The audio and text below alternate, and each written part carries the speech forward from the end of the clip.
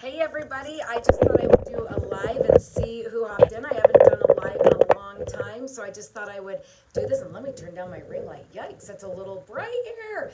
Okay, well, hey everybody, I haven't done an update in a while on my journey, and as you guys know, before I go further, results not typical, throwing the disclaimer in the comments. And actually, by the way, what's funny is my results are definitely not typical. For those of you guys that have been following me on my journey, well, you guys have been with me for a while here, but where I am right now is I am 57 weeks into my journey since I got sick in 2020 and had the opportunity to really get my health in order to then get the green light to get started last year, January 1st. And today is January 24th, 2022. So I've been in the trenches about 57 weeks. And guess how many pounds I am down?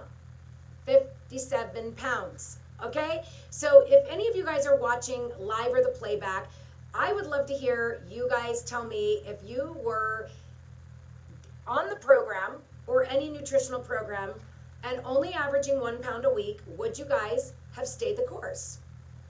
Maybe, maybe not.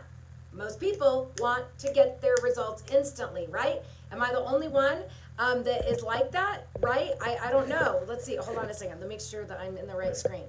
But here's what's fascinating about it. I am now officially down to a 26% body fat, so I'm almost to a healthy body fat percentage. So something I teach people when they start getting closer to their goal weight is it's not about the scale. The scale means nothing, because if you were to put 5 people my height and my weight next to each other, we would all look different, right? Because it's not about the scale. It's about how much fat you have on your body. That's when you know you're really getting into a healthy range. So the top, and Google it, you can go healthy body fat percentages for female, by age, all of that. What you want to know is most scales will say for females it's between 18 and 22%, and the high is 25%. I am at 26%. So what I can tell you, and I know this sounds crazy, but I know you guys love me being real and straightforward, so I'm going to just lay it out there for you. Here's what I can tell you is I have another coach on my team. She and I have been hanging around together. She's down 130 pounds. What's interesting, results not typical, disclaimer in the bottom, all that. But what I'm going to tell you is this is why I know I'm not done losing fat, because again, I don't care what the scale says anymore. Most people are motivated by that, not me, is when she and I are by each other, and I'm going to try to turn this way. See how there's this much in between? That is not skin. There is still fat in there that needs to go away. And by the way, yes, I do take a collagen supplement. It's on Amazon. I'll link it below. There's lots of different collagen supplements out there. I personally feel like they do a lot for your skin and hair and all of that. As you're losing weight, it just helps your skin shrink. Not required. Consult your physician if you're wanting to implement something like that. I just have researched the benefits of collagen, so it's just something I incorporate. And I know I might end up with lunch lady arms by the end of this once that fat is gone. But here's what I can do is that Tracy, there's just skin. Where me, there's skin and fat. So that's how I know just in this spot right alone, I still have more to go. And then on my stomach, I have definitely slimmed down. I'm down to a 29-inch waist. My hips are at 37. Like, what the heck? I am now down in extra small pants. It is still shocking to me because I'm just doing the do. I'm not in a race. Every day, this is what it is. And it is what it is, right? It's not all about, it's 1 pound a week. It's not been about that. I'm just mentally on track. And as any person would tell you, it's repeated actions consistently over time becomes a habit. So when people say, well, what's it going to look like for you in transition? I'm like, that I have to make more food? Do you know what I'm saying? Like, it's not about that at all. So basically, that's how it works. So ultimately, at this point, this is how I just keep plugging along with my journey, keep doing what I do. How many of you, if you're still watching, would like me to document the 4 weeks of transition? what I incorporate each week and how that looks. It'll take a lot of work for me to document, but if enough of you guys comment that you want to watch that journey, there's how we go. So basically, that's what I'm going to do, is I am just going to let you guys see what I'm going to do is I'm just going to keep taking my inches. You've watched a lot of my other videos where I say the scale does not matter. The inches are what tells us how well our body is burning fat for fuel. So every 7 days I take my inches. Every 7 days I report in my scale and my inches to my coach. And literally last Friday, she and I connected, decided what my game plan was, because again, you can't always hear what you can't hear. And I'm just staying the course. I'm not exercising. I'm healthy movement, water, 5 and 1, doing the do. Nothing magical except the daily mental component. I'm honestly even considering starting my third life book. You guys, you're missing the boat if you are not working on this every single day. So Optavia, you can go to your podcast app, search Optavia Habits of Health. You can go listen to a bunch of those. You guys know I love Elizabeth Benton's Chasing Cupcakes book. You can go listen to her podcast called Primal Potential. Podcast app on your phone, open it up, go search Optavia. Go search Primal Potential. Go search Never Binge Again. There's so many great nutrition, mental component things, but I'm telling you, between the Optavia Habits of Health podcasts that are in your podcast app for free and Elizabeth Benton's Primal Potential podcast, you have podcasts for the next 3 years, right? So my key to success has been continuing to focus on this every day, and I will even when I'm in maintenance, right? So basically, every week, we're watching my inches. When my inches stop, I have no idea what that number is going to be on the scale. I'm letting my body tell me when it's time to take the next step forward in transition. When those inches stop, it's because there's not enough fuel on your body to stay in fat burn.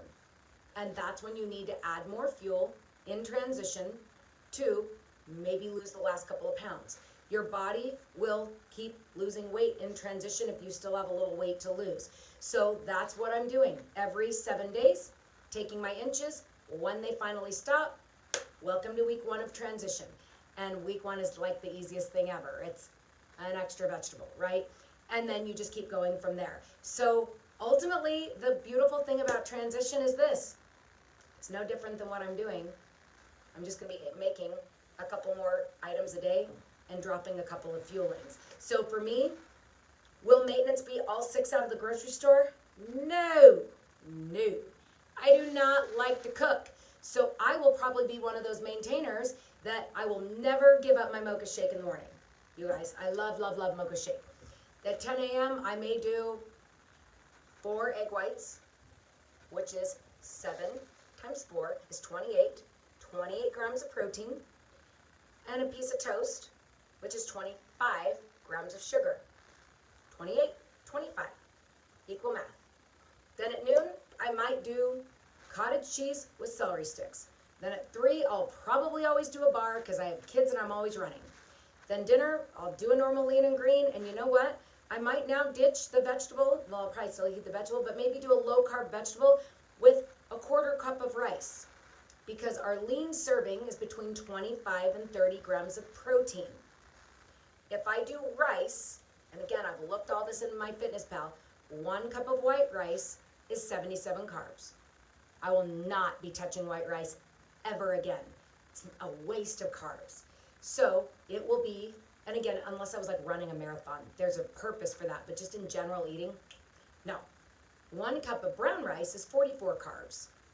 So if I'm gonna do half of a cup, 22 carbs. So if I do 30 grams of protein, 5 ounces of cooked steak, 6 ounces of chicken, let's say that's 30 grams of protein. To my 22 carbs, 30, 22. I still have wiggle room for a lower carb vegetable, right? It's just equal math. And then at night, yes, I could do keto cake, or the Kodiak cake protein balls. But I love our brownie bake, so that will be what I do for dinner. So my maintenance will be, I will do it correctly for those 4 weeks to reincorporate the fruit and reincorporate the grains correctly. I've never been really a fruit person, interestingly enough, but I love bread. So anyway, needless to say, I will incorporate those all 4 weeks correctly, and then my maintenance most likely will be a 3 and 3 out of ease, because I just know if I eat all 6 out of the grocery store, number one, it's a lot of work that I don't have any interest in doing, so it'll be a 3 and 3. And I love the vitamins and minerals in our fuelings, where if I went and did, a lot of people that are super healthy people, if you go interview your friends that have been healthy forever, you're gonna hear them always say, yeah, I do a protein shake after I work out. And yeah, I always do a protein bar in the afternoon. And yeah, I do these peanut butter protein ball things, right? They are doing pre-packaged protein as a way to get protein in, right? So most healthy people are eating 2 to 3 packaged sources of protein, not because they don't know how to cook, it's just that it makes their life easier. So I just know that's my exit strategy, is a 3 and 3 out of ease, but the 3 lean and greens won't technically be lean and greens because they will have a fruit or a grain added in, correctly paired with protein. So just wanted to let you guys know where I am. I'll hopefully be coming in on a weekly update of what's going on with me, with the inches and the scale, because the inches are gonna tell me when they stop moving, time to transition. So comment below your thoughts on this. Let me know what other questions you have, because I'm sure I just like dropped a bunch of, as I say, I verbally vomited transition and maintenance on you. But if I can keep layering in how this works as I go through the process, hopefully that will serve you guys to realize that transition maintenance isn't scary. It's just understanding 2nd grade math, that if this, then it needs to equal that, done. Now granted, if I wanted to eat a Twinkie every 3 hours paired with equal grams of protein, now I'm gonna be at 2,000 calories on the day. And if I'm not doing CrossFit, I would gain weight, right? Trust me, that's not healthy to do. But I'm just saying that goal is always equal. You don't eat a carb without a protein, but it still ends up coming to calories in, calories out. So nothing's free. You just cancel it out with the protein, but make sure you don't go sky high on your calories, because you'll gain weight if your calories are way too high. So comment below your thoughts on this, if this is kind of fun to get to watch me at this point in my journey, and we will see what my body keeps doing. And in the meantime, I'm just doing the do every 3 hours. It's not hard. I don't even think about it. I just keep plugging along, and I just keep working on the daily mental component. Because let me tell you, it gets a little harder sometimes when everyone's like, you look so amazing, look at your face. And it's like, you're right, I could have a bite of Ben & Jerry's and it wouldn't matter. But I know, for me, it does. Because I didn't used to do 1 bite. And you know what? Is that really what I want long term? We'll see. But if I did, I plan it. But I'm not where I want to be yet with the inches and the fat percentage. So that's not where I am in my journey. And it is what it is. So if you're fascinated by me kind of in this, if you want to say blank emotions about it, it's because I've been doing the mental component. So I'm not in a race to the finish line. I'm not like I've been before. Whenever I've hit a goal, I run and eat everything that I wanted to eat. Here's the beauty of it. I know I can eat whatever the heck I want to eat when I want to, paired correctly with protein. And that's called maintenance. You just need to know how to do the math right, which is what maintenance teaches you. So when people say, oh, I'm dying because I can't have this, I'm like, you absolutely can. You're just choosing right now to move toward your healthier you faster.